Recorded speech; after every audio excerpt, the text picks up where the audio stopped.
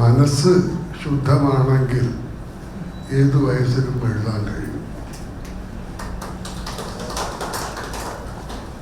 മനസ്സ് വക്രമാകുമ്പോഴാണ് വിഷമങ്ങളൊക്കെ വരുന്നത്.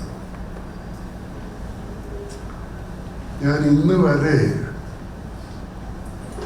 വെള്ളക്കടലാസിൽ വരയില്ലാത്ത കടലാസിൽ മാത്രമാണ് എഴുതിയിരിക്കുന്നത്. ഇനി വരയില്ലാത്ത പ്ലെയിൻ പേപ്പർ കിട്ടിയിട്ടില്ലെങ്കിൽ റൂൾഡ് പേപ്പർ, വരയുള്ള പേപ്പർ മാത്രമാണ് എനിക്ക് കിട്ടിയിട്ടുള്ളതെങ്കിൽ ഞാൻ അപ്പോഴും വരയുടെ മേൽ എഴുതിയിട്ടില്ല, അതിൻ്റെ ഇടയ്ക്ക് എഴുതിയിട്ടുള്ളൂ. അതൊരു ശീലമായി. ഈ 96-ാം വയസ്സിലും ഒരു കഥയുടെ പകുതി വഴി എഴുതി വെച്ചിട്ടാണ് ഞാൻ വരുന്നത്.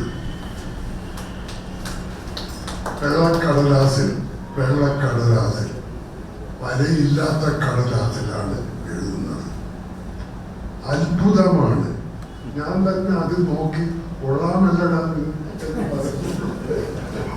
പലപ്പോഴും പറഞ്ഞിട്ടുണ്ട്.